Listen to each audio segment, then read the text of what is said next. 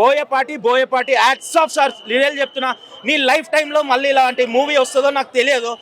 Hinduism, సనాతన ధర్మం, God's గురించి తీశారు. అల్టిమేట్. బాలకృష్ణ కెరియర్లో ది బెస్ట్.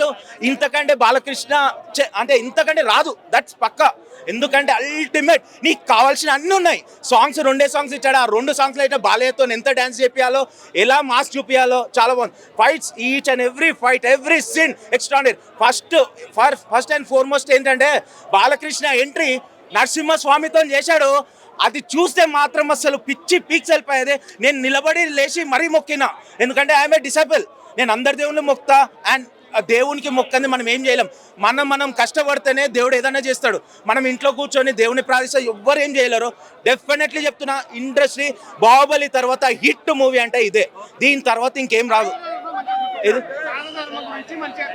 ఎవరు? సారీ, సనాతన ధర్మం. అదే చెప్తున్నాను కదా, అందరూ చాలా రాంగ్ మైండ్ ఏముందంటే సనాతన ధర్మం అంటే హిందూయిజం. బట్ ఈ మూవీ చూసాక సనాతన ధర్మం అంటే ఏందో చెప్పిండు.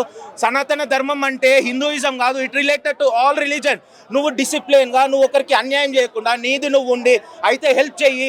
ఈ డిసిప్లిన్ అనేది పాటిస్తే సనాతన ధర్మం అంటారు. అది నోవే రిలేటెడ్ టు ఎనీ రిలీజన్. అందరి దేవుళ్ళు, అందరి రిలీజన్లు, అందరికీ ఎవరిది వాళ్ళకే కరెక్ట్. కానీ నేను యాజ్ ఏ హిందూ, నాకు మా నంబర్ ఆఫ్ టెంపుల్స్ ఉన్నాయి, నంబర్ ఆఫ్ దేవుళ్ళు ఉన్నారు.